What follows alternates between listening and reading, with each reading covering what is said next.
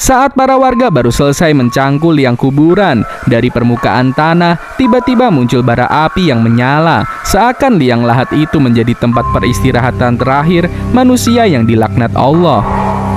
Para warga yang melihat bara api itu tidak bisa berbuat banyak. Mereka kepanasan, padahal jarak mereka cukup jauh.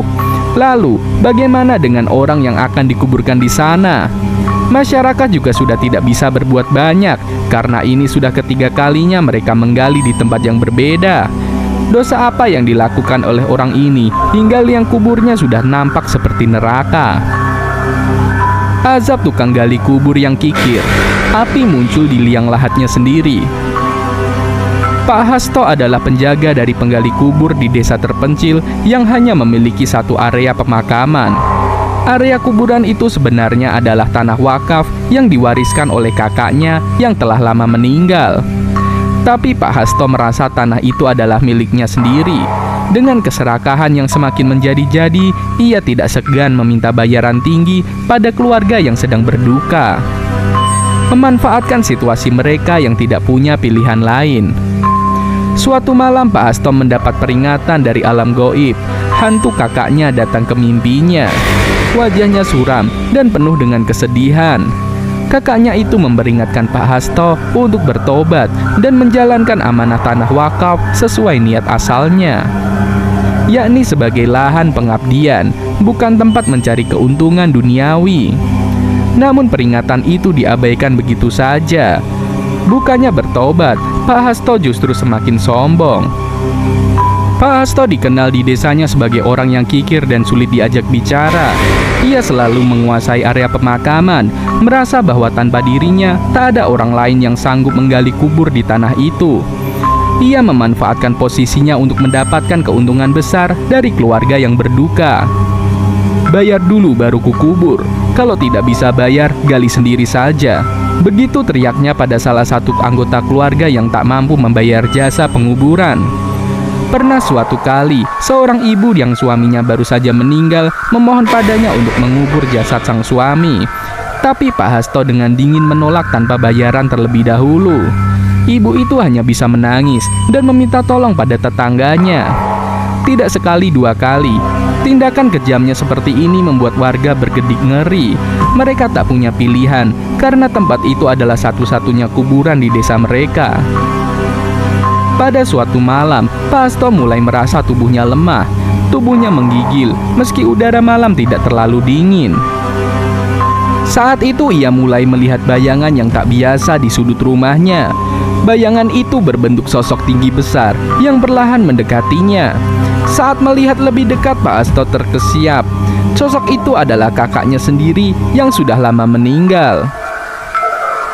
"Wahai adikku, mengapa kau abaikan amanah ini?" Suara kakaknya terdengar berat dan menggema di telinganya. Pak Hasto hanya bisa mematung, merasakan ketakutan yang belum pernah ia rasakan sebelumnya. Kakaknya itu mendekat, wajahnya penuh dengan kesedihan dan kekecewaan. "Tanah ini bukan untukmu dan bukan kau untuk perjualbelikan. Ini adalah tanah wakaf, tanah untuk berbakti, bukan mencari untung. Kau hanya merusak niat baik dan amanah ini." Tegur sosok itu sebelum menghilang, meninggalkan dingin yang merasuk hingga ke tulang Pak Hasto. Namun walau diselimuti ketakutan, Pak Hasto tetap tak berubah. Ia menganggap semua hanya mimpi buruk dan kembali kepada kebiasaannya. Beberapa hari kemudian, Pak Hasto mulai jatuh sakit. Tubuhnya semakin lemah hingga suatu malam terdengar suara tangis di rumahnya. Pak Hasto telah meninggal dunia. Ketika warga berkumpul untuk memakamkan Pak Hasto, mereka mengalami kejadian yang tak biasa. Ketika liang lahat digali, terdengar suara seperti desisan api dan keanehan mulai tampak. Tanah yang biasanya dingin dan lembab kini terasa panas, dan dari lubang tersebut muncul bau terbakar yang menyengat.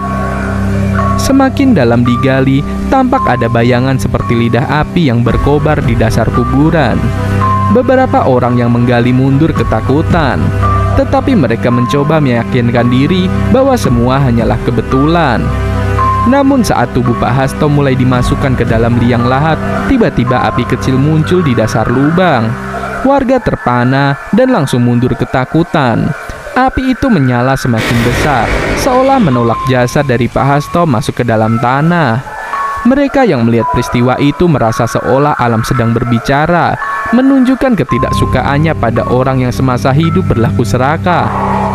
Salah satu warga teringat cerita Pak Hasto beberapa hari yang lalu, bahwa ia sempat didatangi kakaknya dalam mimpi dan diperingatkan untuk bertobat.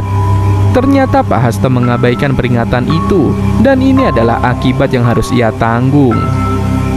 Kejadian itu menjadi pelajaran bagi warga desa bahwa tanah wakaf haruslah dihormati dan digunakan sebagaimana mestinya, tidak untuk mengambil keuntungan pribadi.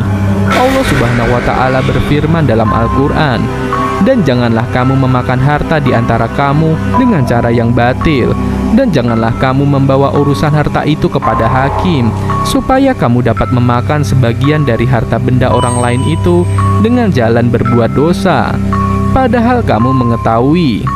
Quran Surat Al-Baqarah ayat ke-188.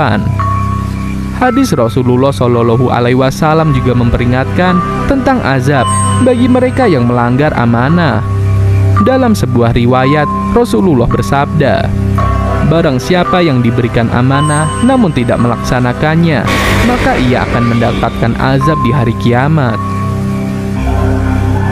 Cerita ini mengingatkan kita semua agar selalu amanah dalam menjalankan tugas, tidak memanfaatkan kesempatan di atas kesedihan orang lain, dan menghargai niat baik yang telah dititipkan, seperti halnya tanah wakaf yang diperuntukkan bagi kebaikan umat.